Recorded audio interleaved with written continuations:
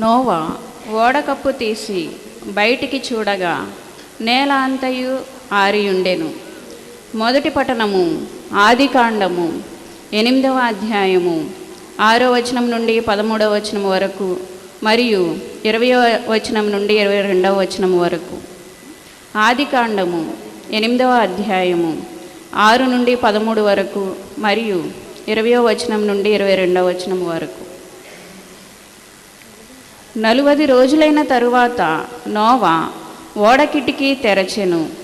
నీరు తగ్గెనో లేదో తెలుసుకొనుటకు ఒక కాకిని వెలుపలికి విడిచెను.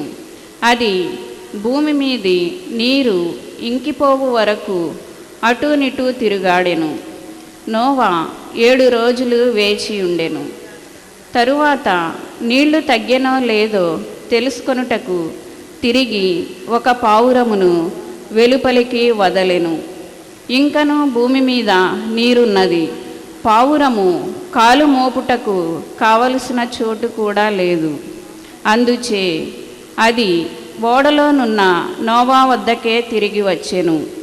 నోవా చేయి చాచి దానిని పట్టుకొని ఓడలోనికి చేర్చెను. మరి 7 రోజులు ఆగి అతడు పావురమును ఓడ నుండి విడిచెను. అది క్రొత్తగా త్రుంచిన ఒలీవు చెట్టు రెమ్మను నోట కరుచుకుని మాపటి వేళకు వచ్చెను.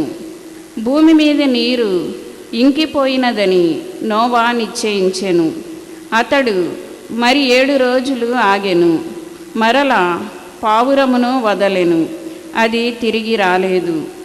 601వ ఏట మొదటి నెల మొదటి రోజున భూమి మీద ఉన్న నీరంతయు ఇంకిపోయెను. నోవా ఓడకప్పు తీసి బయటికి చూడగా నేల అంతయు ఆరియుండెను.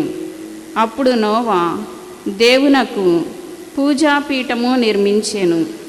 ఆయా జాతుల పవిత్ర జంతువులను పక్షులను పీఠముపై దహన బలిగా సమర్పించెను. బలి సుగంధమును వాసన చూచి దేవుడు తనలో తాను ఇట్లనుకొనెను, యవన కాలము నుండి మానవుని ఆలోచనములు దుష్టములు. అయినను అతడు నివసించుచున్న ఈ భూమిని ఇక ముందెప్పుడు శపింపను. ఇప్పుడు చేసినట్టుగా ఇక ముందు ప్రాణులను చంపను. భూమి ఉన్నంత వరకు విత్తుట కోయుట, వేడి చలి, వేసవి శీతలము, పగలు రేయి యథావిధిగా కొనసాగునుగాక. ఇది ప్రభువు వాక్కు. సర్వేశ్వరునికి వందనములు.